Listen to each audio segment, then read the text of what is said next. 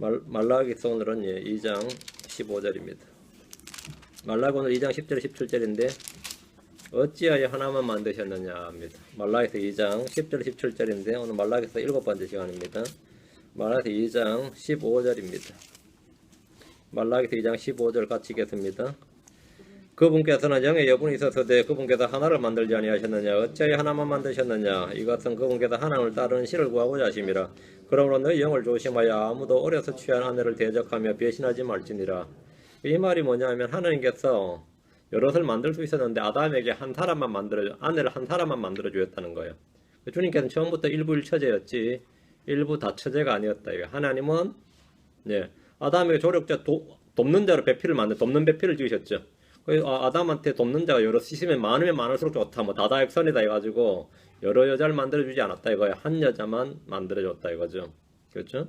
하나만 만들지 아니하셨느냐 이 말이에요. 그래서 주님께서 이제 일부일처제로 확립하신 장면입니다. 그걸 지금 성경이 밝혀놓고 있는데 우리가 구약에 보면 야곱도 아내가 많고 다윗도 많고 솔로몬도 많고 하니까 율법에 따르면 이 일부 다처제는 율법에 어긋나지 않는 게 아니냐 또 이런 주장을 하는 분들이 있거든요. 그리고 특히 몰몬교 안식교 같은 데는 일부 다처제를 주장하고 지금 근본주의는 그렇게 합니다. 그렇게 하고 있고 또 어떤 분들은 그래요. 늑대는 일부 일처제고 양은 일부 다처제다 이거예요. 무슬림은 일부 다처제고 유대교는 일부 다처제고 기독교는 일부 일처제죠.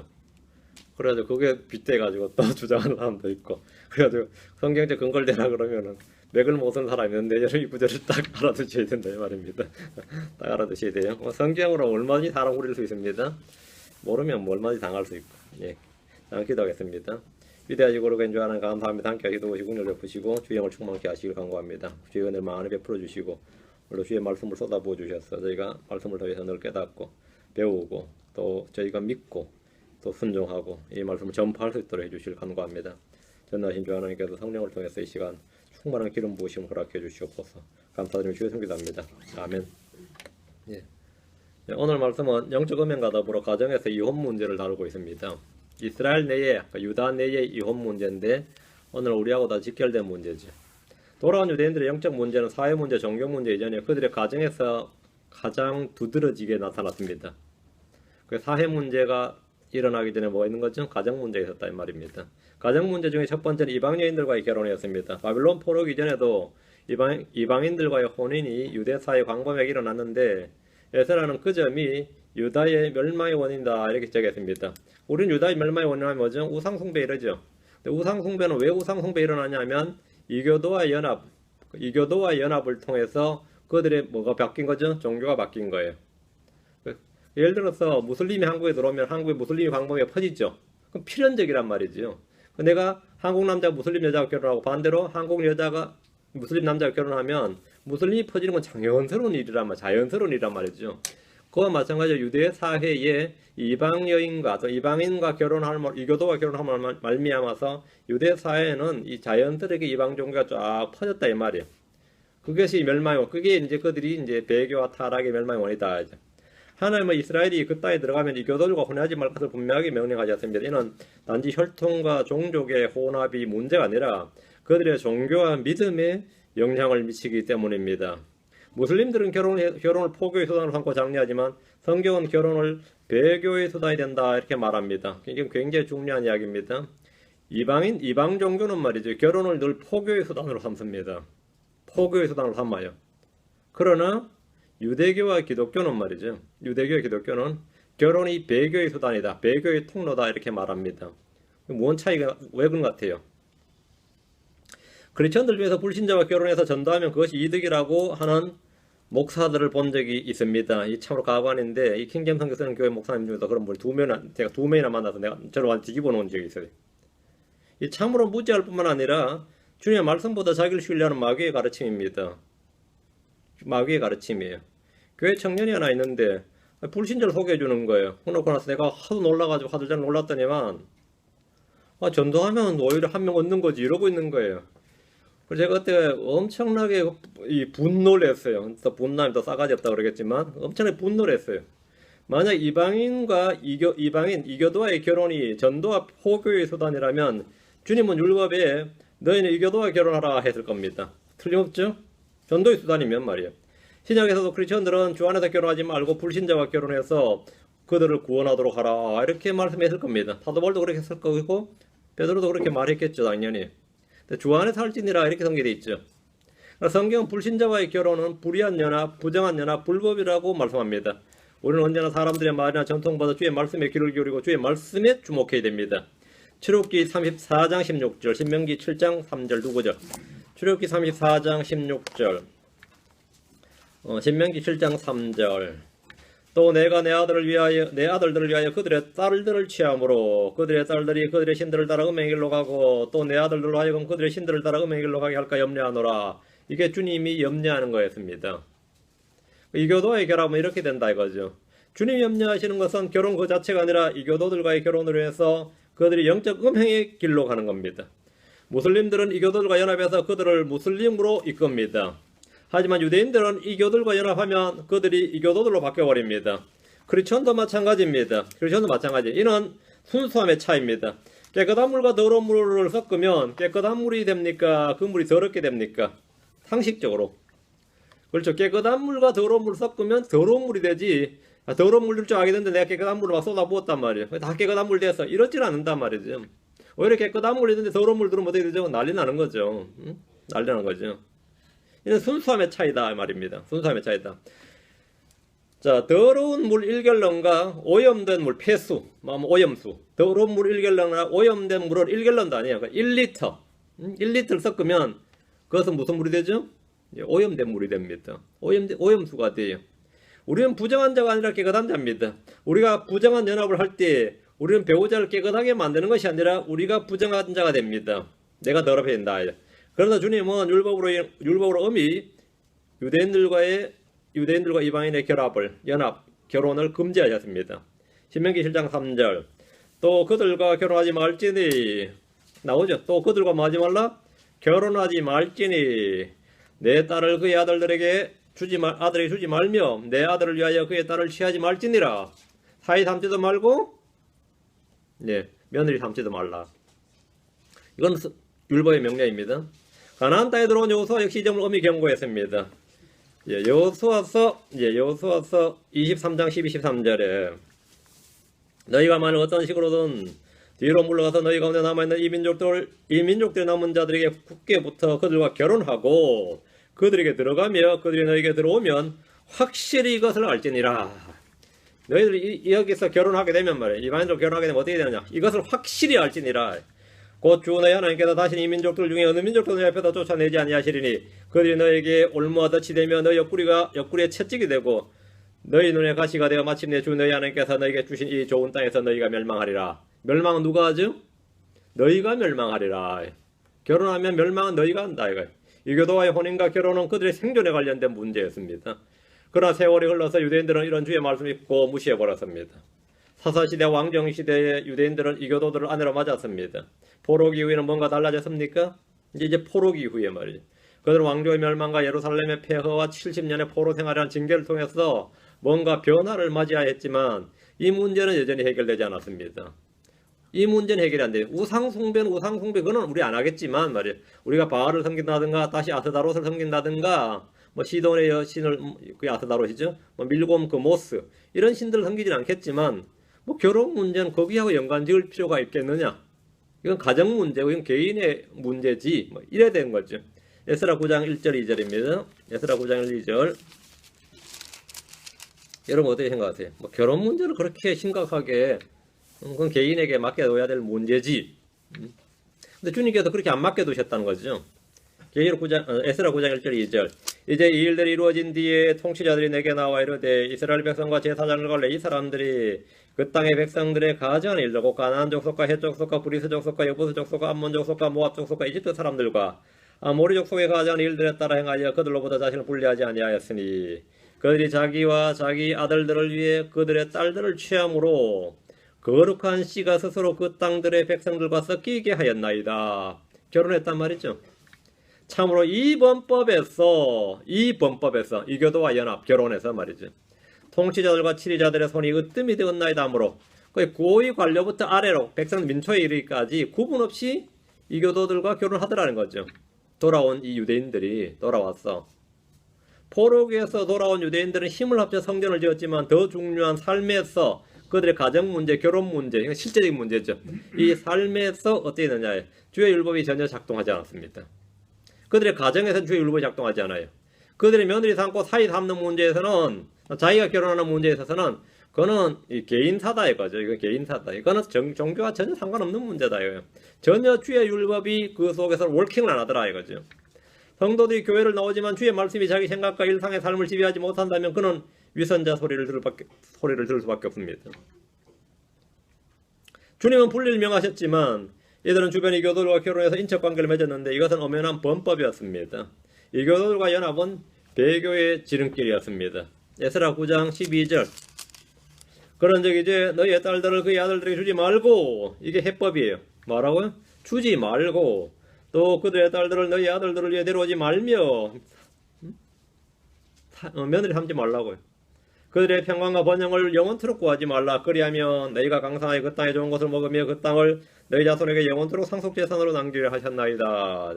에스라는 돌아온 바벨론에서 돌아온 유대인들이 여전히 이교도들과 결혼하고 자녀를 낳는 걸 보았습니다. 이렇게 했다가는 100년도 안 되어서 가나안 지역에서 유대 땅은 사라져버릴 것이고 유대인들의 민족 자체가 없어져버릴 겁니다.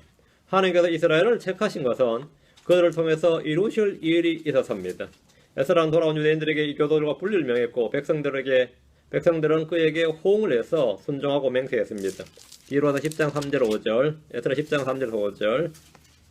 그런즉 이제 우리 하나님과 언약을 맺고 내 주의 권고와 우리 하나님의 명령에 떠는 자들의 권고에 따라 모든 아내들과 그들에서 태어난 자들을 버릴 터이니 그 일을 율법에 따라 행하소서. 이 일은 당신에게 속한 일이 일어나소서. 우리도 당신과 함께하리니 크게 용기를 내시고 그 일을 행하소서 하며 그때 에스라가 일어나 후제 사장을 갈래 이 사람들과 온 이스라엘로 하여금 맹세하게 하여 그들이 이 말대로 행하게 하니 그들이 맹세하더라. 다시는 이교도를 결혼하지 않겠다. 있는 이방 여인들을 내보내겠다. 이렇게 맹세를 했다는 거죠. 그런데 이런 일이 있은 후에 몇 년이 지나지 않아서 다시 그들은 이교도들과 결혼하기 시작했습니다. 맹세 스스로 깨버린 거죠. 에스라 당시 그곳에 살아있었지만 분리의 맹세를 어기고 이교도들과 연합하는 자들이 서서히 나오기 시작했습니다. 얼마 안 갔어. 그 느헤미야가 성벽 공사를 마치고 페르시아 왕국으로 갔다가 다시 돌아보니까 이교도들과 결혼한 제사장들도 있었어요. 민초들 문제가 아니었다 이거죠. 그 느헤미야가 보니까 기가 찰 노릇이죠. 근데 이 자식들이 유대말을 못해. 느헤미야로 합니다. 13장 23절 25절입니다. 느헤미야 13장 23절 25절. 그때 또 내가 아스돗과 암몬과 모압의 아내들과 결혼한 유대인들을 보았는데 다시 뭐죠? 이방인과 연합이 시작된 거죠. 결혼한 유대인을 봤다 이거예요.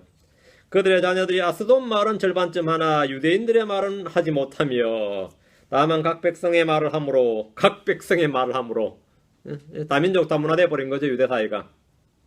내가 그들을 꾸짖고 그들을 저주하며 그들 중 몇 사람을 때리고 그들의 머리털을 뽑으며 그들이 하나님을 두고 맹세하게 하며 이르되 너희는 너희 딸들을 그들의 아들들에게 주지 말고 또 너희 아들들이 너희를 위하여 그들의 딸들을 데려오지 말라. 이렇게. 느헤미야 완전 광분한 거죠. 한번 보세요. 한 거 보세요. 막 머리 뜯고 이게 뭐야 지금. 느헤미야 하는 게 완전히 막 이게 지금 뭡니까 뭐 난전에 싸움꾼들 싸운 것 같지 않아요. 수염 뜯고 머리 뜯고 막 두들겨 패고 이 늙은 노인이 왜 이러시나 하지. 느헤미야 완전히 막 눈 뒤집어진 거죠. 이 장면을 보면. 이방 여인들을 아내로 취한 유대인들은 그들을 하나님의 백성으로 만든 것이 아닙니다. 아이들이 유대인들의 말을 잘하지 못하고 한마디로 말하면 히브리 말을 못했구만. 아스도 말을 절반쯤 하는 그런 상태로 마치 이곳에 이민 온 한인들 가정의 아이들과 비슷합니다. 우리 애들도 보면 그렇죠. 이건 뭐 이상하단 말이야. 한국말도 이상하고 말이죠. 근데 이게 지금 어느 땅이죠? 바벨론 땅이면 어떻게 되죠? 그레린이죠.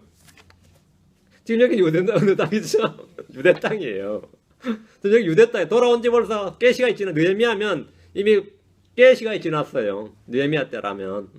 그냥 100년 가까이 지났단 말이죠. 근데 지금 이런 거예요. 느헤미야는 그들을 꾸짖고 저주하고 몇 사람을 때리고 그들의 머리털을 뽑았는데 요즘 말로 하면 이 노인이 자기 감정을 못 이겨서 멋대로 행하는 오망난 노인데 그 행패처럼 보일 정도였습니다. 이게 뭐 제사장한테 이럴 수 있냐 이거죠. 에스라와 느헤미야는 이스라엘 백성들이 이교들과 결합하지 말 것을 엄히 명했는데 이는 율법에 따른 것이고 그들의 생존과 번영을 위한 것이었습니다. 느헤미야는 유대인들이 주의 법을 버리고 맹세를 깨뜨린 것을 보고 분노하고 완전히 광분했어요. 완전히 광분했어요. 이런 걸 이제 이런 분노는 이제 이유 없는 분노가 아니죠. 이런 건 이제 해서 그렇다고 그럴 때 죄를 짓지 말고 근데 두들겨 패고 하는 게 죄 안 짓는 건지는 모르겠네. 부연 뽑고 머리 뜯고 두들겨 패는 게 나한테 분노했어요. 크리스천들 역시 불신자의 결혼은 뭐냐? 범법입니다. 범법이에요. 대언자 말라기 역시 오늘 이 부분에 대해서 지금 주의 말씀을 선포하고 있는 겁니다. 자, 본문을 보겠습니다. 자, 말라기 들어갑니다. 이제 이게 뭐 몹시 불편한 사람들이 이런 설교나 이런 성경 가르침이 몹시나 불편한 사람도 있겠지만 그건 어쩔 수 없어요. 불편한 건 감수해야지.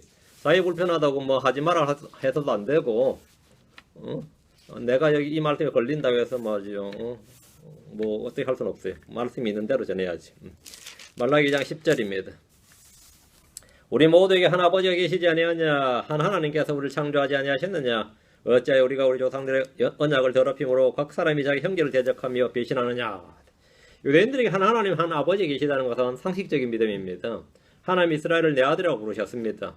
이것은 마귀도 믿고 떠오는 사실이에요. 한 하나님이 계신다는 것은 마귀도 믿고 떠오는 사실이에요. 야고보서 2장 19절에 내가 한 하나님이 계신 줄 믿으니 잘하는도다 마귀들도 믿고 떠오느니라 했습니다. 한 하나님은 모든 것의 아버지십니다. 에베소 4장 6절에 한 하나님이 계시니 곧 모든 것의 아버지시라. 그분께서는 모든 것 위에 계시고 모든 것에 두루 계시면 너희 모두 안에 계시느니라. 유대인들은 자신들에게 한 하나님이 있고 한 아버지가 있다는 사실을 외쳤습니다.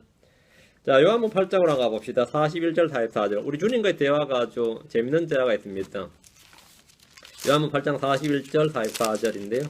요한복음 8장 41절. 네. 요한복음 8장 41절. 너희는 너희 아비가 행하는 일들을 하는도다 하시매. 이게 예수님이 하신 말씀이죠. 너희는 너희 아비가 행하는 일들을 하는도다 하시매 이에 그들이 그분께 이르되 우리는 음행을 통해나지 아니하였고 우리에게는 한 아버지가 계시니 곧 하나님이시로다 하거늘. 우리는 한 아버지가 계시는데 한 하나님이다. 한 아버지 하나님이죠. 유대인들은 이 사상을 다 가지고 이 철학을 이 믿음을 다 가지고 있었어요. 우리에게는 한 아버지가 계시니 곧 하나님이시로다 하거늘. 주님께서 이들에 대해서 뭐라고 하셨습니까? 44절. 너희는 너희 아비 마귀에서 났으므로 너희 아비의 욕망을 행하려 하느니라. 그는 처음부터 살인자여 자기 속에 진리가 없으므로 진리 안에 거하지 아니하고 거짓말할 때 자기 것으로 말하나니 이는 그가 거짓말쟁이요 그것이 아비이기 때문이니라. 잘 보세요. 너희는 너희 아비 마귀에서 났으므로 너희는 너희 아비 마귀에게서 났으므로 마귀에게서 났다. 그들은 우리가 하나님이 우리 하나님이 한 아버지를 이야기했는데 주님은 너희 아버지는 하나님이 아니다 이 말이에요. 너희 아버지는 누구라고요? 마귀다 이 말. 유대인들은 하나님을 아버지라고 불렀지만 주님은 그들의 아버지가 마귀요 그들은 진노의 자녀요 불순종의 자녀요 세상의 자녀들이요 지옥의 자식들이라는 사실을 분명하게 알려주셨습니다. 마태복음 23장 15절에 서기관들과 바리새인들 위선자들아 너희에게 화가 있을지어다 너희가 개종자를 만들기 위해서 바다와 육지를 두루다니다가 만들면 그를 너희보다 2배나 더 지옥자식이 되게 하는도다. 여러분 지옥자식이란 말이죠. 지옥자식. 지옥자식 불순종의 자녀, 진노의 자녀, 세상의 자녀, 이게 다 뭐죠? 마귀의 자녀, 이거란 말이죠. 지구촌의 모든 사람들이 다 하나님의 자녀란 사실은 거짓말입니다. 그런 건 없다 이거죠. 예수 그리스도를 믿고 복음의 말씀을 통해 성령에서 난 자들만이 하나님의 아들들이고 하나님의 자녀들입니다. 예수를 믿는 자들에게만 하나님께서 하나님의 아들들에게 권능을 주셨지 믿지 않는 자들에게 하나님의 아들들에게 권능을 주시지 않았습니다. 하나님 아버지라 불러보세요. 하나님 내가 왜 니한테 아버지 소리 듣느냐 그러지. 응? 한 하나님 한 아버지는 그리스도 안에서만 해당 사항이 있습니다. 마귀는 세상의 신입니다. 세상 자녀들 지옥의 자녀들은 마귀의 자녀들이지 하나님의 자녀가 아닙니다. 10절에서 이들은 한 하나님 한 아버지가 계신다고 말하지만 행동은 말과 전혀 달랐습니다. 지금 10절 다시 말라기서 2장으로 오면 10절 어찌하여 우리가 우리 조상들의 언약을 더럽힘으로 각 사람이 자기 형제를 대적하며 배신하느냐. 한 아버지가 계시고 우리를 창조하신 한 하나님이 계시다면 그들은 조상들의 언약을 더럽힐 수가 없고 자기 형제를 대적하거나 배신해서는 안됩니다. 11절 유다는 배신하였고 이스라엘과 예루살렘 안에서는 가증한 일이 저질러졌나니 유다가 주께서 사랑하시는 것 즉 그분의 거룩함을 더럽히고 이방신의 딸과 결혼하였느니라. 유다는 주 하나님을 시험 배신했고 이스라엘과 예루살렘 안에서는 가증한 일이 저질러졌는데 이는 다름 아닌 이교도들과의 연합, 즉 결혼에 대한 것입니다. 성경은 유대인들이 이교도들과의 결혼한 일을 일컬어서 배신, 가증한 일, 그분의 거룩함을 더럽힌 것이다 이렇게 말씀합니다. 유대인들은 자기들이 서로 사랑해서 아니면 필요에 의해서 결혼했다고 할 겁니다. 그것이 무슨 그리 큰 죄가 될 수 있느냐고 말할지도 모릅니다. 조상들 중에서도 이방인과 결혼한 사람이 얼마나 많은데 왜 지금 우리에게 문제 삼느냐 할 수도 있어요. 유대인들이 하나님의 아들들이라면 이교도인 이방 여인의 딸은 무엇입니까? 이방 여인의 딸은 뭐죠? 자, 성경에서 이방 여인을 지금 뭐라고 그러죠? 11절에 자, 그 언더라인 이방 신의 딸 이래 되죠. 이방 신의 딸. 크리스천이 하나님의 자녀고 하나님의 아들이라면 불신자는 뭐라고 하죠? 이방신의 딸입니다. 마귀의 자녀다 이 말이죠. 이방신의 딸. 11절 잘 보세요. 이방신의 딸과 결혼하였느니라. 하나님의 아들들이 누가 결혼한 거죠? 이방신의 딸과 결혼했다 이 말입니다. 이건 종교 간의 연합이었단 말이죠. 유대인들과 이방여인과의 결혼이 그냥 인종혼합, 민족연합, 종교연합 있는 게 아니라 이방신의 딸과의 결혼이다. 크리스천이 사종교나 불신자와 결혼한 게 뭡니까? 이방신의 아들, 이방신의 딸과 결혼하는 겁니다. 성경은 이들 결혼이 단지 몸과 몸의 결합이 아니라 종교적 연합이고 영적 연합이라는 사실을 분명히 보여주고 있습니다. 혼인을 통해서 유대교와 이방 종교 간의 종교적 연합이 일어난 겁니다. 지금 11절에 유다가 주께서 사랑하시는 것, 즉 그분의 거룩함을 더럽히고 그분의 거룩함을 더럽혔다. 이 말이 뭐죠? 거룩함이란 것은 분리라 그랬죠. 거룩함이 아니라 분리인데 유다는 주께서 명한 분리를 거부하고 연합을 택했습니다. 우리는 세상에 동화되지 말아야 됩니다. 세상과 일치하거나 친구가 되지 말아야 됩니다. 세상이나 세상에 있는 것들을 사랑하지 말아야 됩니다. 야고보서 4장 4절에 너희 간음하는 남자들과 간음하는 여자들아 세상과 친구가 되는 것이 하나님과 원수되는 것인 줄 너희가 알지 못하느냐. 그러므로 누구든지 세상의 친구가 되고자 하는 자는 하나님의 원수가 되느니라 했습니다. 주께서 사랑하시는 것은 거룩함입니다. 그럼 이교도와 결합하는 것은 뭐냐 이제 이거 뭐냐 그분의 거룩함을 더럽히고 주께서 사랑하시는 뭐라고요? 그분의 거룩함을 더럽히고 주님은 거룩함을 사랑하시는 거지 분리를 사랑하시는 겁니다. 다시 말라기로 합니다. 2장으로 와서 12절 이 일을 행하는 자가 선생이나 배우자나 혹은 만군의 주께 헌물 드리는 자라도 주께서 야곱의 장막들 가운데서 그 사람을 끄집어내어 끊으시리라. 이방신의 딸과 결혼한 자들에 대한 경고입니다. 이 일을 행하는 자가 선생이나 배우는 자나 혹은 주께 헌물 드리는 자라 할지라도 주께서 야곱의 장막들 가운데서 그 이스라엘 족속에서 끊어버리신다는 거죠. 그 사람을 끄집어내어 끊으시겠다고 하셨습니다. 주님의 심판에는 외모의 차별이나 대상의 구분이 없습니다. 누구라도 범죄하는 그 혼은 죽습니다. 그가 율법을 가르치는 교사든지 배우는 백성이든지 헌물 드리는 제사장이든지 말씀을 대하는 대언자든지 그 외모가 무엇인지 상관없이 범죄하는 그 혼은 죽습니다. 에스겔 18장 4절에 보라 모든 혼은 내 것이라 아버지 혼과 마찬가지로 아들의 혼도 내 것이 죄를 짓는 혼 그 혼은 죽을지니라. 에스겔 18장 20절에 죄를 짓는 혼 그 혼은 죽을지니라. 아들이 아버지의 물벌 담당하지 아니하며 아버지가 아들의 물벌 담당하지 아니하리니 의로운 자의 의가 그 위에 임하고 사악한 자의 악이 그 위에 임하리로다. 각자 담당하라 이거예요. 근데 뭐야? 죄를 짓는 혼 그 혼은 죽을지니라. 죄를 짓는 혼. 근데 이 죄가 지금 이 본문에 다룬 죄는 뭐냐 이 말이에요.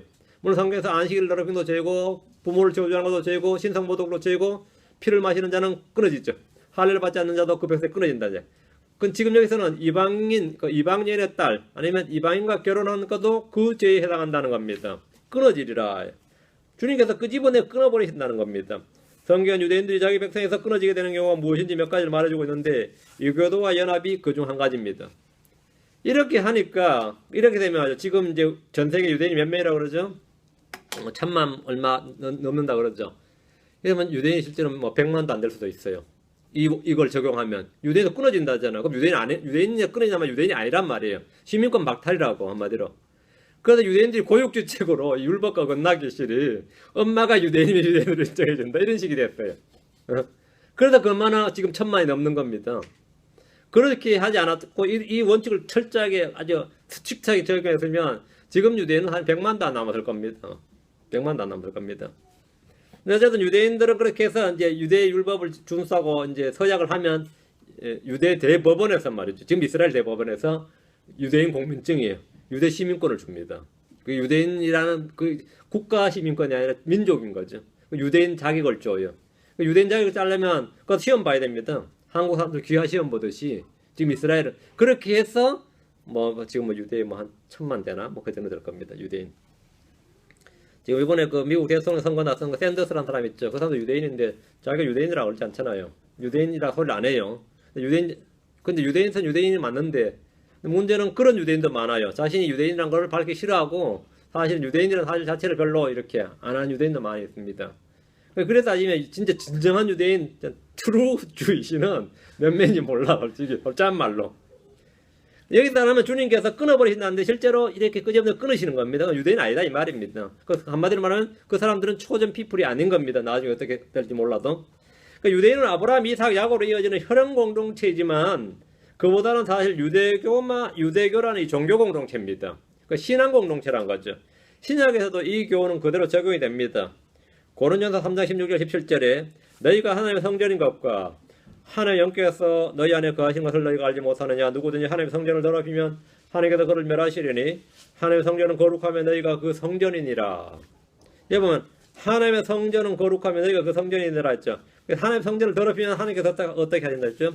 그를 멸하시리니 이 말이 구원에서 끊어버린다는 말이 아닙니다. 죽는다는 말이에요. 이 구절은 신약 성도들이 구원을 잃어버린다는 말이 아닙니다. 우리는 어떤 경우에도 구원을 잃어버리지 않습니다. 그러나 구원의 기쁨이나 간증이나 평안이나 확신을 잃어버릴 수 있습니다. 그래도 심판상에서 우리는 보상을 잃어버릴 수 있습니다. 성도들은 건강을 잃어버릴 수도 있고 생명을 잃을 수도 있습니다. 우리 몸은 주의 성전이며 누구든지 하나님의 성전을 더럽히면 하나님께서 그를 멸하십니다. 이는 육체적 질병이나 죽음을 말하는 겁니다. 로마서 8장 13절에 너희가 육신을 따라 살면 죽을 것이로되 성령을 통해 몸의 행실을 죽이며 살리라. 육신을 따라 살면 죽을 것이로되 할 때 죽을 것이로되는 말은 몸이 죽는다는 말입니다. 혼이 지옥 간다는 말이 아니라 말 그대로 죽을 것이로되 죽습니다. 고린도전서 11장 3절에도 이런 까닭에 너희 가운데 고린도 교회 성도들 가운데 말이죠. 약한 자와 병든 자가 많고 잠자는 자도 많도다. 약한 자, 병든 자, 잠자는 자. 그게 이게 죄를 지으면 주님께서 이렇게 징계를 내리신다. 크리스천이 내린 징계입니다. 범죄하는 혼들이 이 땅에서 아무런 재앙도 심판도 없었다 해도 심판이 전혀 없다는 말이 아닙니다. 심판이 있습니다. 심판이 있습니다. 13절 다시 말라기 2장으로 갑니다. 말라기 2장 또 너희가 눈물과 울음과 부르짖음으로 주의 제단을 덮으면서 또한 이런 일을 행하였나니 그러므로 그분께서는 다시는 헌물을 중히 여기지 아니하시며 그것을 너희 손에서 선한 뜻으로 받지도 아니하시느니라. 참으로 독특한 구절입니다. 이들이 말이죠. 눈물과 울부짖음으로 주의 제단을 덮으면서 또한 이런 일을 행했다 이거예요. 이게 뭔 말이에요? 눈물과 울부짖음으로 주의 제단을 덮으면서 무슨 일을 했던 거죠? 이교도로 결혼한 거예요. 자기가 이교도를 만나서 결혼하고 아니면 자기 며느리 자기 사이를 삼는 거란 말이죠. 성전 제단에서는 눈물로 부르짖으며 기도하면서 현실에서는 그냥 육신을 따라 세상을 따라 사는 겁니다. 이게 뭐죠? 신앙과 삶이 종교와 삶은 분리한단 말이죠. 종교와 삶은 철저히 분리된. 종교는 어디까지나 종교고 삶은 삶이다 이 말이에요. 삶은 삶이다. 이것이 오늘날 육신적인 크리스천들의 모습입니다. 특히 한국의 크리스천들은 종교와 삶이 철저히 분리됩니다. 철저히 분리돼요. 교회 와서의 모습하고 교회 밖에서의 모습은 완전히 딴 사람이에요. 딴 사람입니다. 한국인들은 종교 분리보다 이 성속을 분리하는 데 더 익숙해서 성속이란 말은 성과 세속 종교와 세속을 분리하는 데 더 익숙해서 교회에서는 세상을 잠시 잊어요. 예배 드린 순간마다 세상을 잊고 말이죠. 아까까지 막 싸우고 다투고 해서 교회 와도 기도시켜보면 잘 평안하게 기도합니다. 저 사람이 어째 그런 일이 있었을까. 기도가면 막히고 안 나오고 이래 정살 같은데 내가 저 사람 아는데 분명히 차 안에서까지 막 부부싸움 하다가 교회 올라왔는데 안면에 미소를 띠고 말이죠. 성령 충만한 기도예요. 기도시켜보면 기도가 막힌다든지 전혀 그런 거 없습니다. 그냥 잘잘잘 나와요. 나오고 예배 끝날 때까지 아주 거룩하게 그냥 하다가 이제 또 차 안에 가다 아까 하던 거 맞아 싸우자는 식이에요. 근데 이게 완전히 분리가 돼 있어서 그게 전혀 이상하지 않아요. 전혀 이상하지 않습니다. 한국인들이 이게 아주 익숙합니다. 아주 익숙해가지고 그 교회에서는 세상을 잠시 잊고 이제 접어놓고 이제 예배에 집중하자 이렇게 기도하고 또 이제 종 땡땡 치죠. 장로감 종 땡땡 치거든요. 통성으로 기도하십시다 하면 그때 이제 어마어마 자기 잡설을 다 기도 쏟아놓는 거예요. 죄를 막 한 주가 지은 죄를 막 다 회개하고 쏟아내놓고 말이죠. 종 땡땡 치면 이제 그만두죠. 그 들을 사람 다 듣습니다. 저는 다 들었어요. 옆에 뭐라고 기도하는지 무슨 죄를 지었는지. 좀 미친 짓을 하는데 하나님 앞에서 그걸 하는 게 아니라 그냥 한번 쏟아내는 거예요. 쏟아내는 거예요. 그래 한 5분에서 10분 주면 막 난리 납니다. 여러분 많이 해보셨을 겁니다. 아마. 그때 할 때 보면 말이죠. 이제 눈물 쏟아내죠. 진짜 이 재단을 내 눈물로 적히고 통해와 해결로 적히는 것 같으면 그러면 그날 오후부터 완전히 인생이 바뀝니까? 삶이 바뀌어요? 전혀 아니죠. 전혀 그거는 일시정지였어요. 삶을 잠시 정지한 거였다고 교회에서는 1시간에서 1시간 반 정도. 그러고서 이제 또 나가서는 또 뭐 그냥 뭐 교회를 또 완전히 정지야. 한 주간 정지 진짜 1주가 정지하는 겁니다. 지금 이 유대인들이 이랬다는 겁니다. 그 한국인들도 보면 교회 와서 기도할 때 보면 진실로 회개한 죄인들의 모습이에요. 교회 진짜 기도할 때 보면 완전히 회개한 죄인들의 모습이고 딴 사람 같아. 교회 문을 나서는 순간부터 더 이상 크리스천이 아닌 것처럼 보입니다. 그 교회 와서 보면 저 사람 세상에서 어떻게 살 수 있을까 싶을 만큼 거룩해 보이고 세상에 저런 놈이 어떻게 교회 다닐까 싶을 만큼 악해 보여요. 정말로. 이게 우리나라가 너무나 흔한 일입니다. 왜? 성속의 분리가 완전히 돼 있어요. 성속의 분리가 완전히 돼 있는데 지금 유대인들이 그랬던 겁니다. 그런 이중적인 태도에 대해서 주님의 말씀이 이겁니다. 13절 후반부. 그러므로 그분께서 다시는 허물을 중히 여기지 아니하시며 그것을 너희 손에서 선한 뜻으로 받지도 아니하시느니라. 너희가 울며 불며 기도하고 통회하고 해도 이제부터 그건 하나님 안 믿는다 이거예요. 그건 안 받는다 이거예요. 그 뻔할 뻔짜다 이거죠. 하나님 받지 않으시는 헌물과 경배가 있습니다. 문제는 헌물이 아닙니다. 하나님 받지 않으시는 것은 그 헌물이 아니라 그 전에 그 헌물을 드린 사람입니다. 그 사람을 받지 않으시는 겁니다. 성경 하나님 받지 않으시는 기도, 하나님 받지 않으시는 경배, 하나님 받지 않으시는 희생물에 대해서 분명하게 말씀해 줍니다.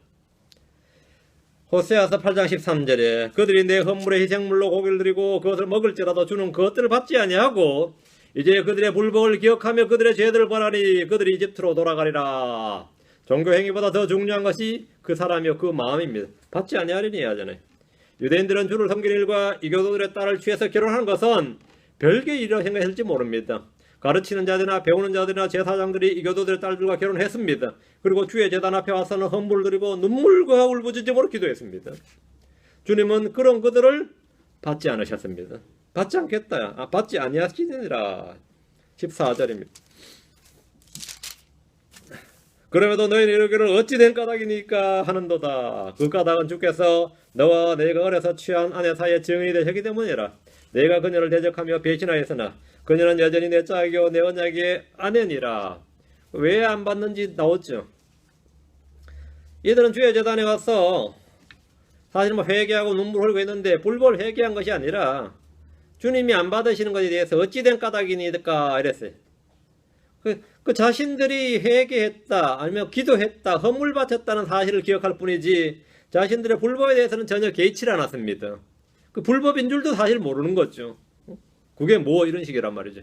이들이 이방인을 취한 것도 불법인데 더 한심한 일은 어려서 얻은 자신들의 아내 즉 유대인 아내들과 이혼하는 것이었습니다. 이방인 아내를 취하려니까 어떻게 되는 거죠? 본래 있던 여자는 이혼 증서 써서 내버리는 거죠. 이런 황당한 일이 없는 거예요. 이런 황당한 일이. 유대인들은 다른 아내를 얻어서 재혼하기 위해서 이혼을 하고 또 재혼했기 때문에 이미 있던 아내를 대적하고 버렸습니다. 일부 다처제와 다첩제 중혼을 행했던 유대인들은 아내를 버린 일도 그다지 어렵지 않았습니다. 그 율법에 따라 이혼증서 써서 주는 거예요.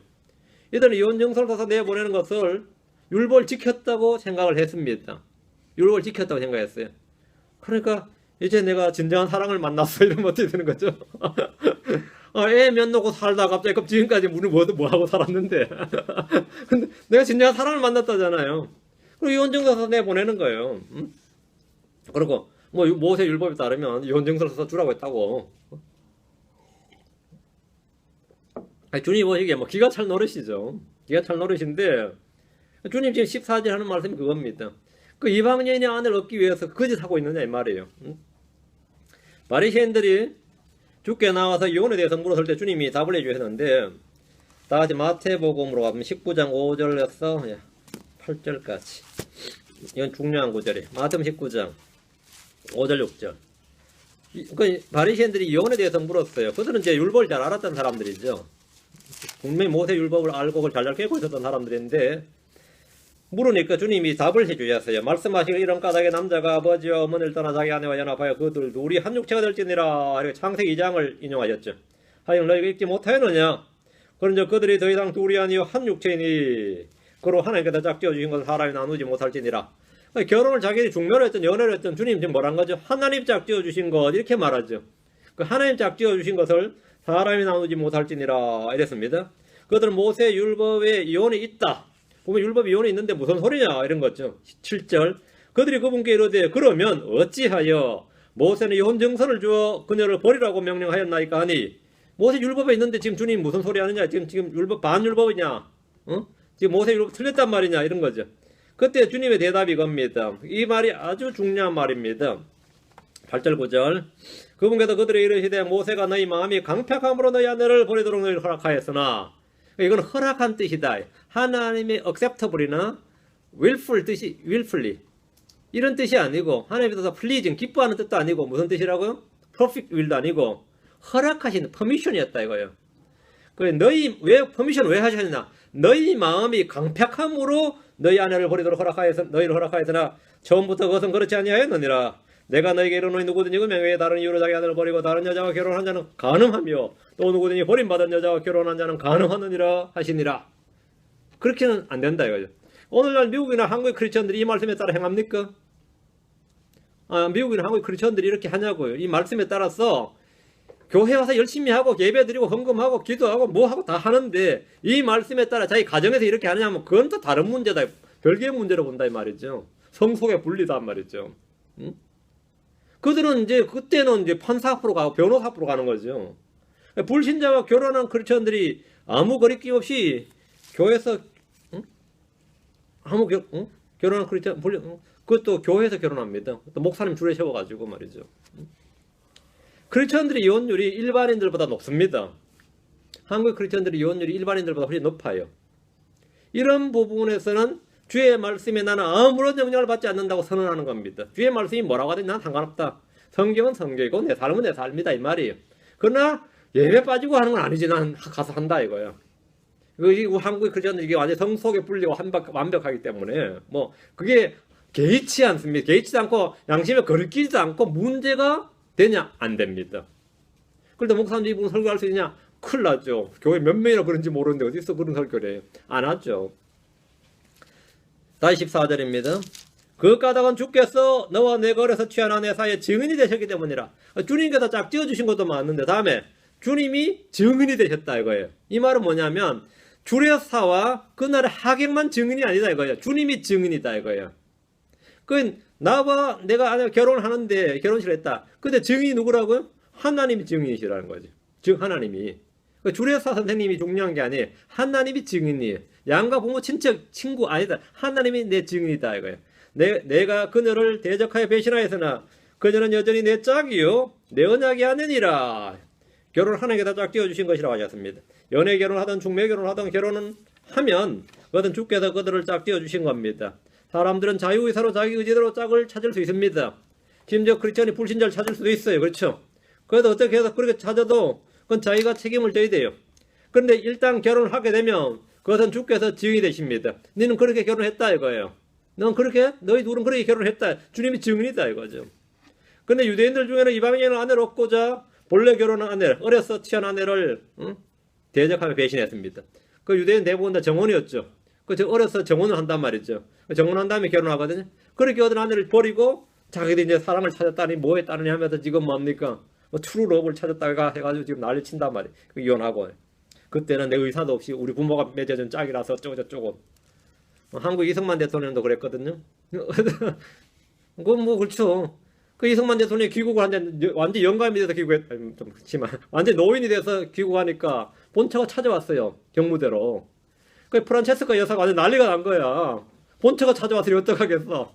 그래가지고 이 주위에서 철저하게 차단을 해가지고 예, 이 본청이 결국은 안 된다고 아예 군방에 못 오도록 엄청 차단했죠. 박정희 씨도 마찬가지였습니다. 유경수 여사는 재혼입니다. 예, 본래 결혼한 사람인데 그러니까 한국서 옛날에 뭐 타거리쯤 하니까 내가 뭐 사랑을 알아서 결혼했겠어요 이러면 어떻게 되죠? 이혼하는 게 뭐가 되는 거죠? 그래서 신교육을 받았단 말이에요. 이런 사람들은 다 이혼했어요. 한국이 초기에 우리 소위 뭐 우리 조상님들께서는 소위 뭐 좀 먹었다는 사람들은 말이죠. 뭐 특히 일본 가서 유학했다는 사람들이나 뭐 신교육을 받았던 사람들은 아마 이혼하지 않은 사람이 좀 드물게 좋은 풍습이 있었거든요. 그렇기 때문에 이 사람들이 10대에 결혼해가지고 한 20대에 눈 뜨놓으니까 이거는 이혼 안 할 수가 없는 꼴난 굉장히 많았죠. 뭐 후들박박했는데 유대에서도 비슷했는데 주님이 그 일을 지금 문제 삼는 거예요. 우리 이 사람들 볼 때 뭐죠? 그건 문제 삼으시면 안 되죠. 그건 문제 삼으시면 안 되죠. 근데 주님이 지금 거기에 대해서 엄히 지금 책망하시는 거예요. 그렇게 하면 안 된다 이거예요. 그건 주님이 증이 되셨다요. 유대인들 중에는 이방인을 아내로 얻고자 본래 결혼 아내를 대적하며 배신했는데 주님은 그녀는 여전히 내 짝이요 내 언약이 아니니라. 결혼이란 것은 말이죠. 사람이 세상에서 맺을 수 있는 가장 큰 언약입니다. 내가 집 사겠다 팔겠다 이것도 언약할 수 있고 내가 너를 뭐 평생 친구로 삼겠다 언약할 수 있고 별의별 맹세도 나갈 수 있지만 진짜 언약이라는 언약은 말이죠. 남녀간의 결혼 언약, 혼인 언약이에요. 이건 평생을 지켜야 되는 언약입니다. 다른 언약은 뭐 안 돼가지고 못할 수 있죠. 뭐 어떻게 그런 언약 부모와 자식 간에도 언약이 깨질 수 있어요. 뭐 내가 어머니 모시겠습니다 했는데 뭐 안 돼가지고 못 모실 수도 있고 그렇죠. 또 부모와 자식 내가 평생 널 버리지 않으리라 했는데 뭐 남의 집 입양 보낼 수도 있고 그럴 수 있죠. 뭐 얼마든지 가능한데 그런 언약은 깨져도 그냥 미안하죠. 근데 혼인 언약은 깨지면 미안하다가 아니라 이거는 범법이다 이거야. 그건 안 돼. 이 혼인 언약은 그보다 훨씬 더 한국 사람도 이게 좀 잘못됐어요. 부부는 일률이고 자식과는 천률이다. 뭐 부부는 뭐 옷을 갈아입듯이 갈아입으면 되고 자식은 끊을 수 없는 거다. 근데 그게 아니고 성경은 반대입니다. 부부가 더 언약이 혼인 언약이 더 큰 언약이에요. 이 언약은 깨질 수 없는 언약이에요. 이 언약은 깨면 안 되는 언약입니다. 혼인 언약은 배우자의 부정이나 죽음을 통해서만 깨지는데 죽음은 어쩔 수 없이 깨지는 건 당연한 거고 부정은 진짜 자신 스스로 깨는 겁니다. 근데 당시 많은 유대인들에게 이혼은 아주 어렵고 복잡한 일이 아니라 흔한 일이었습니다. 흔한 일이었어요. 요즘 큰 교회 작은 교회 구분 없이 이혼한 부부들이나 요 자꾸만 가도 아마 뭐 돌싱들의 모임 있거든요. 교회 내에 무슨 재직회도 있지만 돌아온 뭐 싱글들에 가지고 돌싱들의 모임이 따로 있다고. 그러면 뭐 권사님, 장로님, 목사님들 하는 게 뭐냐면 돌싱들은 누가 연결시켜 주려고 그것도 사역인 줄 알고 하는 것도 있어요.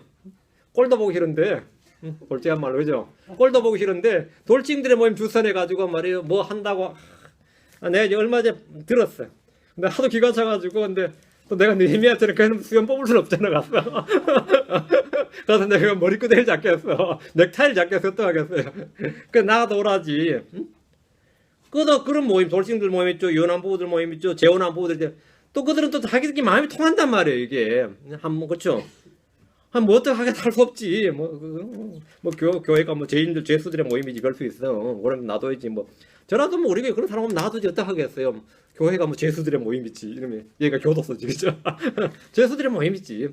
석방된 죄수의 모임인가. 구금된 죄수의 모임인가. 죄인들의 모임이단 말이에요. 근데 이들이 불신자들이라거나 배교자들이란 말은 전혀 아니에요. 이들은 신자 맞습니다. 이혼을 2번 했든 3번 했든 신자 맞아요. 신자 맞아요. 제가 아는 분은 3번 이혼했는데 문제는 제가 아주 존경하는 목사님이었어요. 제 앞에서 뭐 저를 집에 데려다 식사도 몇 번씩 하는데 자기는 절대 목회 못 한다면서 왜 목회 못 하시냐 했더니만 자기가 이혼했던 이야기를 하면서 나중에 이제 그런 게 알려져서 나한테 충격받지 말라고 나한테 미리 말해준다는 거예요. 근데 또 이런 또 정직하고 훌륭한 목사님 계신가 했는데 나중에 알고 보니까 이혼 사유가 내가 듣기로는 이제 불신자 마누라 하도 자기를 갈구고 주의 사역을 못하게 해서 이혼한 거라서 나는 참 아픔이 큰 부분 이랬는데 알고 보니까 가정폭력이었어. 그것도 다 모든 이혼 사유가 다 두들겨 팬 거야 마누라를. 야 그때 받았던 충격이 솔직히 좀 컸어요 저는. 지금은 안 커. 원래 그런 인간인 줄 아니까 이제는 그냥 그렇게 알아보는데 야 그 당시에 상당히 충격이 컸어요. 근데 지금 목회 잘하고 계십니다. 큰 교회 아주.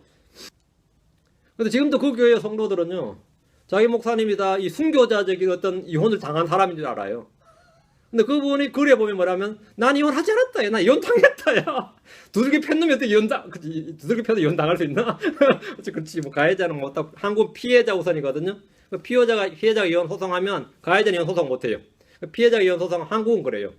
피해자가 이혼 소송하면 이제 두들겨 팬 사람 이혼 꼼짝없이 당하는데 그 말은 법적으로 말은 맞죠. 말 돼야 안 돼요. 난 이혼 당했다잖아. 먼저 소송 안 했으니까. 야, 이런 기가 막힌 논리를 그런 거 있었어요. 그 목회에서 잘해요. 뭐 목회 못하면 아닙니다. 목회 잘합니다. 근데 그 영향 때문인지 그 교회 사람들은 지금도 이혼과 지원에 굉장히 관대합니다. 그분 뭐 소위 말하는 제자들이라는 사람들도 관대해요. 그래가지고 뭐 그 교회 집사님 이혼하고 뭐 집사 마누라고 새로 결혼한 뭐 목사님도 계시고 말이죠. 뭐 우리가 볼 때 거의 막장 드라마 수준인데 이게 관대해. 그래서 상상이 안 가는 거죠. 근데 우리는 사람들이나 세상의 기준으로 사는 사람들이 아니고 주의 말씀을 기준으로 사는 사람들입니다. 우리는 그렇죠. 우리는 주의 말씀을 기준으로 생각하고 그 말씀에 따라 사는 사람들이에요. 이런 부분에서 좀 이게 뭐 자기한테 부딪혀서 불편한 분들은 그냥 스킵하셔야 됩니다. 어쩔 수 없어요. 뭐 나한테 그런 소리 하지 마라 소리 하면 안 되고 그냥 스킵해야 돼. 볼 수 없어. 15절입니다. 사기 결혼도 얼마나 많은데 말도 못하게 많아요. 15절 그분께는 영의 여분이 있었으되 그분께서 하나를 만들지 아니하셨느냐 어찌하여 하나만 만드셨느냐 이것은 그분께서 하나를 따른 씨를 구하고자 하심이라 그러므로 너희 영을 조심하여 아무도 어려서 취한 아내를 대적하며 배신하지 말지니라. 여기 우리가 뭐 하나를 따른 씨는 이 가들리 씨드죠. 하나님은 아담의 아내를 여럿이 아니라 하나만 만드셨다. 주님은 여럿을 만들어 줄 수 있었는데 하나님이 능력이 없어서 못 만드신 것이 아니고 영이 부족해서 못 만든 것도 아니에요. 왜 안 만든 것 같아요? 이제 일감으로 딱 들은 건 아담이 감당을 못할 것이다 했죠. 근데 성경 그렇게 말 안 하고 성경 뭐라고 했어요? 이것은 그분께서 하나님을 따른 씨를 구하고자 하심이니라. 그냥 여러분 어떤 사람 솔로몬이 부러운지 몰라도 난 솔로몬만큼 불행한 사람이 없다고 생각해요. 그 마누라 많이 두는 게 이게 부러운 일이 아니에요. 그 이삭보다는 야곱이 좀 불행한 사람이죠. 이삭은 야곱이 불행한 사람. 마누라가 넷인데 하나도 힘든데 넷을 그렇잖아요. 이건 진짜 굉장히 불행한 사람이에요. 하나님 하나만 만들어줬다고. 하나님 아담의 아내를 여럿이 아니라 하나만 만드셨는데 주님은 여럿을 만들 수 있는 영의 여분이 있었다고 했습니다. 주님께서 여럿을 만들어 주실 수 있지만 그렇게 안 하신 것은 무엇 때문이냐? 이것은 그분께서 하나님을 따르는 씨를 구하고자 경건한 씨를 구하고자 하심이니라. 하나님은 인류를 한 씨, 한 피로 만드셨고 이들이 모두 다 누구든지 다 주를 따르는 씨가 되게 하려고 하신 겁니다. 그렇게 하기 위해서 했어요. 남자는 한 아내로 족합니다. 아브라함은 사라의 하갈이라는 다른 아내를 인해서 다른 아내로 해서 가정에 분란이 일어났고 상속 문제가 발생했습니다. 야곱은 여러 아내로 해서 그 자녀들 간에 문제가 터졌습니다. 다윗이나 솔로몬은 희구를 했습니다. 구약에서 여러 아내를 두는 것은 불법은 아니지만 성경 본래 일부 처제입니다. 10분 15절에 그러므로 너희 영을 조심하여 아무도 어려서 취한 아내를 대적하며 배신하지 말지니라. 이혼하지 말라, 버리지 말라고 하는 겁니다. 주님은 어려서 취한 아내를 대적하며 배신하지 말라고 하셨습니다. 이 말을 이혼하지 말고 사별 외에 다른 아내를 구하지 말라는 말씀입니다. 하나님을 따르는 시인 이 가들리 씨인데 이 말은 사람들 위해서 특별히 경건하고 거룩한 혈통이 따로 있다. 씨가 다르다. 이게 아닙니다. 다 아담의 씨예요. 아담이 범죄한 이후로 모든 사람은 다 타락하고 다 범죄했는데 어떻게 하면 경건한 씨를 구할 수 있느냐 이 말이에요. 다만 주님을 믿고 따른 사람이 있다 이거예요. 그런 씨를 구하고자 합니다. 아벨은 주의 말씀을 믿고 따른 의인이었습니다. 에녹은 주님과 동행한 의인이었습니다. 노아는 주의 명령대로 그대로 순종한 의인이었습니다. 이들은 죄가 전혀 없는 의인, 경건한 씨가 아니라 씨는 다 똑같아요. 혈통과 혈과육은 다를 바가 없습니다. 우리 동일한 혈과육인데 성경은 동일한데 죄인으로 태어났지만 믿음으로 순종한 의인이었습니다. 성경이 말한 경건한 씨, 거룩한 씨란 주께 부름받은 자들을 말합니다. 그렇다면 아브라함, 이삭, 야곱을 비롯한 이스라엘은 경건한 씨, 거룩한 씨입니다. 우리 아까 에스라 9장 2절 읽었죠. 그들이 자기와 자기 아들들을 위해 그들의 딸들을 취함으로 거룩한 씨가 스스로 그 땅들의 백성과 섞이게 하였나이다. 거룩한 씨가 스스로 이랬죠. 이스라엘 백성은 뭐라는 거죠? 거룩한 씨였단 말이에요. 왜 이스라엘 백성을 거룩한 씨라 그랬어요? 우상 숭배도 많이 하고 율법도 잘 어기고 하는데, 이 거룩한 씨란 말은 주님께 부름받은 사람들 이런 말이에요. 주님께서 그들을 따로 떼어놓은 사람들 이런 말이에요. 이스라엘이 믿음과 행위에서 의롭다는 것이 아니라 거룩하다나 경건하다 그게 아니고 주님께서 그들을 민족들 가운데서 분리했다는 점에서 거룩하다는 겁니다. 16절 주 이스라엘 하나님이 주 곧 이스라엘 하나님이 말하노라. 나는 아내 버린 것을 미워하노라. 사람이 자기 옷으로 폭력을 넘나니 그러므로 너희는 너희 영을 조심하여 배신하지 말지니라. 만군의 주가 말하노라. 주님은 성도들이 자기 아내를 버리는 것을 미워하십니다. 주님께서 산상수훈에서 이 부분을 분명하게 지적하셨습니다. 마태복음 5장 31절 32절에 또 일러서되 누구든지 자기 아내를 버린 자는 그녀에게 이혼 증서를 줄지니라 하였으나, 이거 모세율법이죠. 나는 너에게 이르노니 누구든지 음행이 아닌 다른 이유로 자기 아내를 버린 자는 그녀로 하여금 간음하게 하며 또 누구든지 이혼당한 여자와 결혼한 자는 간음하느니라. 근데 실제로 이제 현실에서는 말이죠, 이혼 여자 음행 외에는 안 된다 이렇게 딱 이제 말하면 제가 상담을 해보면 요게 곤란할 때가 많이 있어요. 제일 첫 번째 곤란할 때가 폭력이에요. 맨날 두들겨 팬다는데 어때? 그걸 딱 상담하면서 이혼해야죠 그러면 목사도 음행의 연고 외에는 했다가는 좀 곤란해져. 그거는 저도 이거 진짜 그게 퍼미션이에요. 하나님도 직접된 다이렉트 기록 안 되는데 그건 이혼하라 그래요. 제가 이거 좀 상당히 난감한 게, 또 한 가지는 육체로는 음행 안 하는데 하여튼 채팅을 하든지 뭘 하면 계속해서 다른 여자하고 정신적 교감을 해. 이것도 진짜 난감한 부분이에요. 자기한테보다 다른 여자한테 전화도 많이 한다는 거야. 이런 상담 건수도 이거 진짜로 목사를 완전히 당황하게 하는 케이스입니다. 이거 완전히 당황하게 하는 케이스고, 세 번째는 도벽이에요. 이것도 굉장히 현실적인데, 이 한인교회 의외로 이 라스베가스가 가까워서 그런지 도박에 물든 사람이 꽤 많습니다. 이 마누라가 지금 애가 나서 딜리버리 가야 되는데, 그래가지고 돈을 빌려서 지금 병원으로 간 줄 알았더니 라스베가스 달려갔다는 거야. 그 시간에. 근데 이런 인간이 꽤 있어요. 이런 인간하고 내가 살아야 되겠습니까? 그러면 뭐라 그랬어요, 여러분? 기도와 금식으로 참고 견딥시다. 뭐 이렇게 하기가 이 목사로서 좀 난감해요. 이런 케이스가 사실은 좀 많습니다. 실제 좀 많이 있어요. 또 하나가 이제 마누리 내 이름으로 말이죠. 집 담보 다 빼가지고 신천지 갖다 바쳤습니다. 구원파에 갖다 바쳤습니다. 나 지금 완전 무일푼 됐더라 이거는.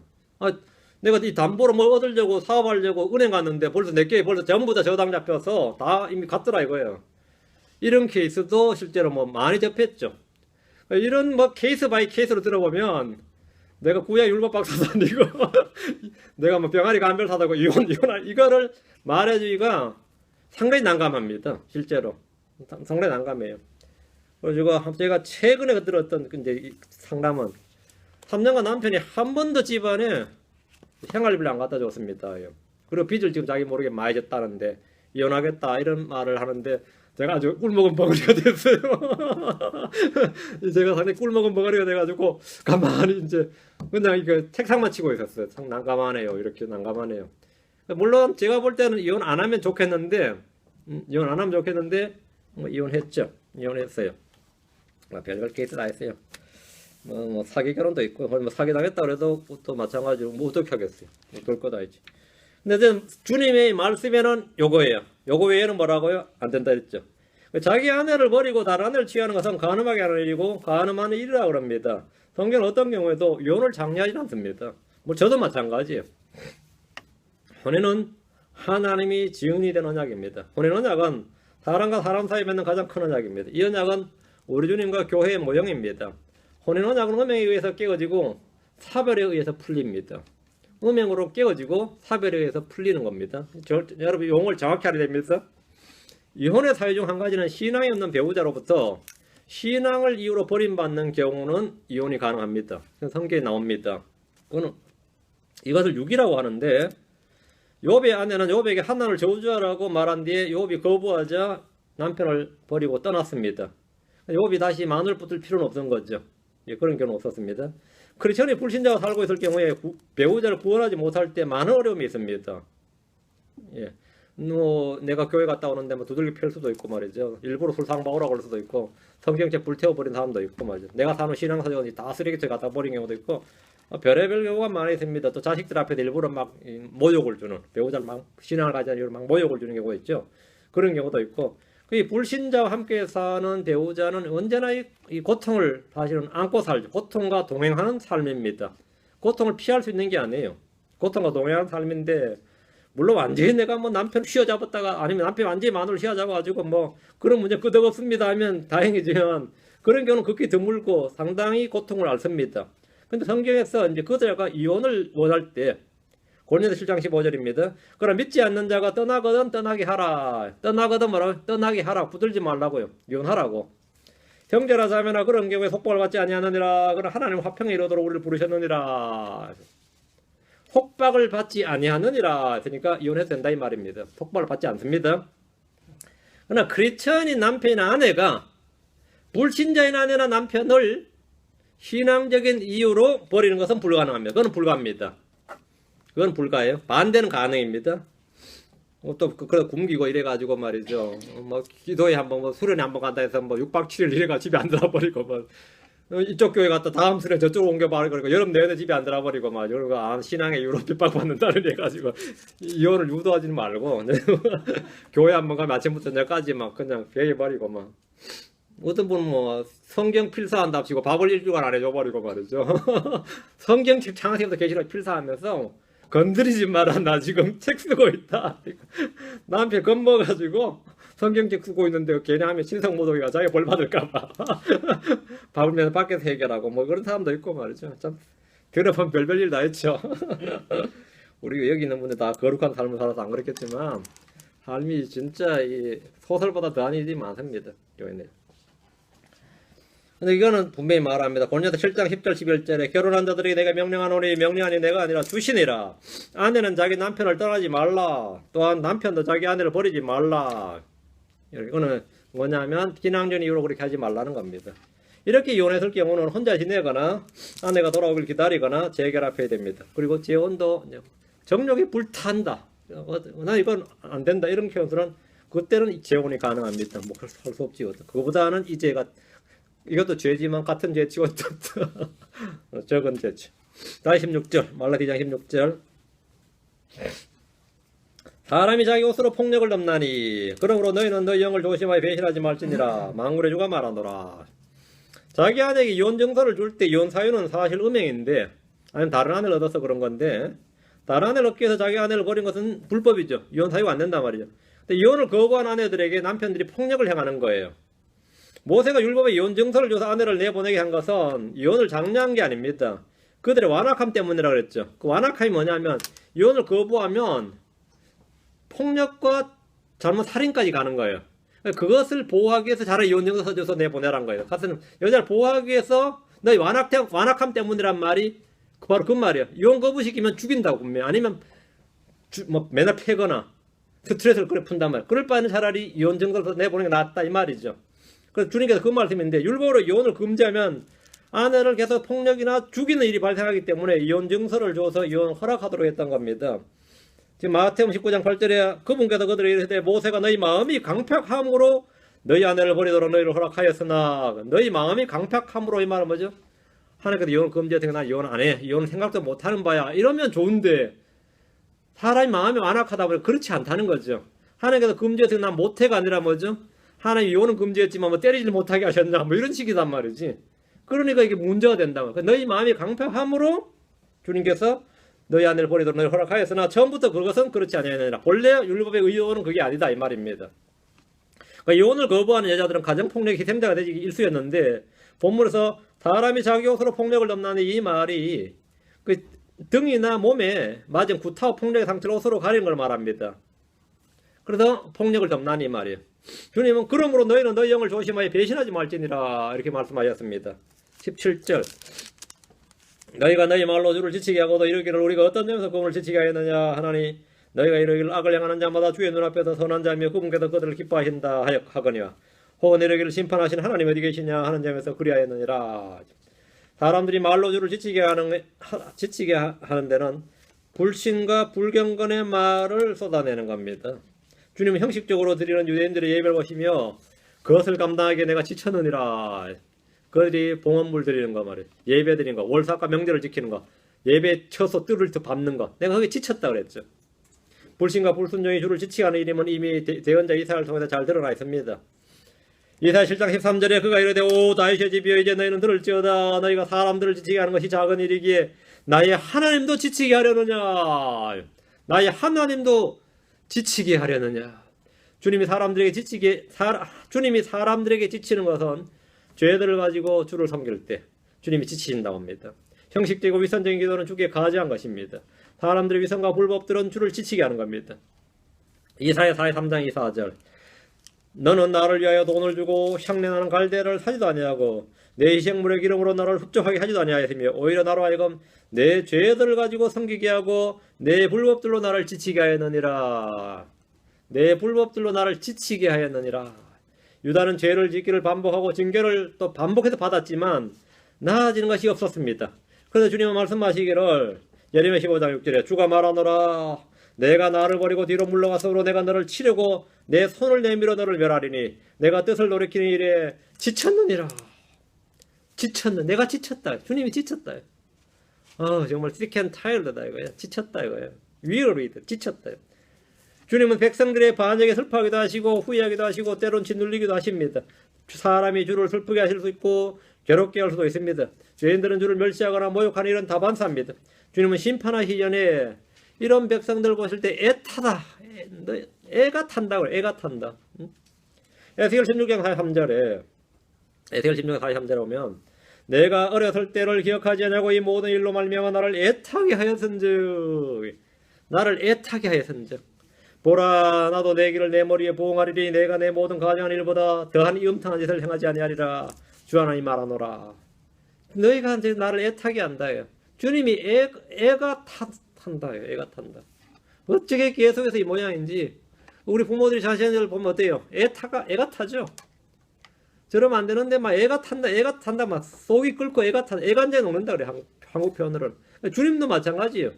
이 크리스천들이 죄를 지을 때 자기 백성들이 죄를 지었고 불순종하고 할 때 애가 타. 그건 나를 애타게 하였은즉. 근데 우리 사람 요즘 애탄다는 말 별로 안 쓰지. 얼마나 속을 썩이는지 몰라요. 그러죠. 속을 썩인다. 그 하나님께서 내가 속이 썩는다. 이 표현이 이제 우리 한국식 표현이 그 말이에요. 애가 탄다. 애가 한 잔에 녹는다. 그런데 유대인들은 말하기를 그 주님이 그렇게 말씀하시니까 뭐라 그래 17절 지금 후반절에 우리가 어떤 점에서 그분을 지치게 했느냐. 이 무슨 말씀이시냐. 뭔 내용이냐 이거예요. 내가 뭘 그래서 우리 애들이 하는 말이에요. 이게 뭐라 그러면 이게 내가 뭘 이래. 이거 완전 조금 이제 말 좀 한다고 벌써. 내가 뭘 우리가 어떤 점에서 그분을 지치게 했느냐. 어떤 데서 주를 지치게 했습니까? 말로 지치게 했다. 17절 너희가 이르기를 악을 향하는 자마다 주의 눈앞에서 선한 자며 그분께서 그들을 기뻐하신다 하거나 혹은 이르기를 심판하신 하나님 어디 계시냐 하는 점에서 그리하였느니라. 이게 주를 지치게 하는 말입니다. 이런 말들이 주를 지치게 하는데 악을 행하는 자마다 주의 눈앞에서 선한 자며 그분께서 그들을 기뻐하신다는 것은 사실 신성모독적인 말입니다. 그런데 그들이 이런 말을 했던 것은 그 당시 악인들이 형통하고 잘 살았기 때문입니다. 악인들이 형통하고 잘 사니까 사람들이 하는 말이 뭐예요? 저 사람이 복받은 사람이네. 뭐 말 많은 거 뭐 말할 거 저 사람이 진짜 의로운 사람이 하면 뭐 보니까 못 살거든요. 근데 저 사람은 사람 전부 다 악하다 그러는데 뭐 저 사람이 그래도 재산도 많고 잘 살고 평안하고 저 사람이 복받은 사람이네. 저 사람이 복받은 사람이네. 그러니까 악을 행하는 자마다 주의 눈앞에 선한 자며 그분께서 그들을 기뻐하신다. 그러니까 잘 살지. 건강하지. 그죠? 자식도 다 잘 되지. 우리 여러분 교회에서 어때요? 전에 이제 어떤 분이 지나가다 교회를 들어온 거야. 전혀 모르는 사람이. 그냥 지나가다 기도를 하고 싶어 들어왔대요. 내가 딱 보니까 필이 오더라고. 벌써 이게 막 같다는. 이 자매가 막 같다 싶더라고요. 누구 이야기 하다 보니까 그분 순복음교회 장로님이세요. 그런데 그게 왜요? 그렇게. 순복음교회 장로님이시면 얼마나 복을 많이 받으셨겠어요. 이런 거야. 내가 이게 뭔 소리야. 그 큰 교회 장로는 아무나 못한다 이거야. 얼마나 복을 받으셨겠어요. 무슨 말인지 알겠어요? 이 한국교회 기복적인 신앙, 무속신앙이 그대로 배어 있는 거죠. 무속신앙이 배어 있는 거예요. 복 받은 사람이다. 이거 복 받은 사람이야. 악을 행하는 자마다 주의 눈앞에서 선한 자며 그분께서 그들을 기뻐하신다요. 기뻐하신다. 이런 사고, 이런 말들이 주를 뭐 한다고요? 지치게 하는 겁니다. 주를 지치게 하는 거예요. 저렇게 큰 교회 하는 목사님이, 저렇게 하는 장로님이 이런 식이죠. 당시 악인들이 형통하고 잘 먹고 잘 살았어요. 근데 그런 사람들이 막 꼬꾸라지고 폐가 망신하고 하면 좋은데 대대로 잘 살아보세요. 어떻게 되겠어요? 대대로 유대의 기득권이단 말이죠. 의롭게 살고자 하는 자는 가난하고 궁핍했고 박해를 받는데 악을 행하는 자들마다 주께서 복을 받은 것처럼 잘 먹고 잘 사는 것처럼 보였던 겁니다. 실제로 우리는 세상에서 이런 모순된 악을 흔히 볼 수 있습니다. 흔히 볼 수 있어요. 시편 73편에 아삽은 자신이 이런 사람들을 보고 부러워했고 그래서 실족할 뻔했다고 고백합니다. 솔직한 사람이죠. 자기 실족할 뻔했다는 거예요. 악을 행하는 자마다 형통하다, 하늘께 복을 받았다는 이런 말은 세상에서 눈에 보이는 일시적인 현상입니다. 일시적인 현상이에요. 성도들이 악인들의 형통을 보면서 그런 말을 내뱉는 것은 주를 지치게 하는 겁니다. 심판하신 하나님이 없다고 말한 건 역시 주를 지치게 하는 장면입니다. 하나님 살아계시면 어떻게 저놈이 저렇게 잘 먹고 잘 살 수 있느냐. 한국에서 옛날 그러죠. 내가 전도하는데 그러더라고요. 저 전두환 씨 한번 보라고. 어떻게 하나님 살아계시면 29만 원 가지고 저렇게 잘 먹고 잘 살 수 있냐고. 29만 원 가지고 저렇게 잘 먹고 잘 살 수 있느냐고. 그렇죠. 나한테 하는 말이 하나님 살아계시면 심판이 대체 어딨냐고. 그게 주를 지치게 하는. 심판하시는 하나님이 어디 계시냐. 심판은 무슨 심판? 심판 같은 게 어디 있어. 그러니까 다 그냥 지 살대로 사는 거지. 이런 거죠. 근데 그런 말들을 우리가 할 수 있어요. 너무 힘들다 보면 막 쓸데없는 말이 나올 때도 있는데 그런 말들이 사실은 주를 지치게 하는 말인데 유대에서는 그게 지치게 하는 말 정도는 아주 일반적인 말이었어요. 실제로 이 주의 뜻대로 살고자 하는 사람들이 힘들었고 안 그런 사람 잘 살았기 때문이죠. 그럼 뭐 지금도 비슷합니다. 10절 다시 혹은 이러기를 심판하신 하나님 어디 계시냐 하는 점에서 그리하였느니라. 하나님 사랑과 은혜의 하나님이시지 심판의 하나님은 결코 아니라고 하는 오늘날 현대 기독교의 사랑에 가득 찬 설교는 하나님을 지치게 하는 겁니다. 심판이 어디 있느냐. 심판하신 하나님은 없다요. 하나님의 심판이나 하나님의 공의나 하나님의 진노에 대해서 침묵하고 질투하신 하나님을 없애버린 채 은혜와 사랑과 복과 형통을 강조하는 것은 사람들에게 인기를 얻을 수는 있지만 그 자체가 사실은 주님을 지치게 하는 겁니다. 그러니까 주일 설교를 할 때 그런 설교하면 주님이 지친다. 지친다. 주님이 다 감찰 하시는데 또 쓸데없는 소리 시작했는데 지금 또 쓸데없는 소리. 사람들은 거기에 열광하거든요. 주께서 말씀하십니다. 여러분 다 잘 될 수 있습니다. 계속 그렇게 나오는 거예요. 잘 될 수 있습니다. 거기다 아멘 할렐루야지. 왜 그 사람들이 그걸 믿는 것 같아요? 믿는 건 아닙니다. 믿는 건 아니면 뭘 같아요? 믿고 싶은 겁니다. 그걸 그렇게 믿고 싶은 거예요. 저분이 그렇게 말하는 대로 내가 믿고 싶은 거예요. 저렇게 되고 싶은 거예요. 그러면 이 짝이 맞아 들어가요. 그건 문제 없대요. 그래서 이제 지금 우리는 불법과 죄와 심판에 대해서 지옥에 대해서 선포하기를 주저하지 말아야 됩니다. 언제나 주저하지 말아야 돼. 이 세상의 삶이 전부가 아니라는 것을 알고 한 번 죽는 것은 사람들이 정해진 것이요 이것 뒤에는 심판이 있나니 란 말씀대로 심판이 있다. 한 번 죽는 것은 사람 정해진 것이고 그렇게 살아도 죽는다 이거예요. 그렇게 더 받들고 그렇게 잘 먹고 잘 살아도 결국 죽는 건 똑같고 그 뒤에 뭐가 있다고? 심판이 있다. 심판이 있다. 이 말씀 우리는 반복해서 선포해야 됩니다. 각 사람의 행위대로 심판하신 하나님이 계십니다. 오늘은 여기까지 하고 다음 시간에 계속하도록 합시다. 계속하도록 하고 다음에 3장을 계속합시다. 기도하겠습니다. 위대하 영원한 주 하나님 감사합니다. 함께 기도하셔서 오늘도 주의 말씀을 선포했습니다. 선포한 말씀들이 듣는 모든 혼들에게 좀 선하게 또 믿음으로 잘 결합되고 또 믿음을 받아서 열매를 거두도록 해주실 간구합니다. 전능하신 주 하나님께서 은혜를 베풀어 주셔서 기록된 말씀을 있는 그대로 믿는 그런 다 신자들 되도록 도와주십시오. 은혜를 베풀어 주실 간구합니다. 감사드리며 주의 성기도합니다. 아멘.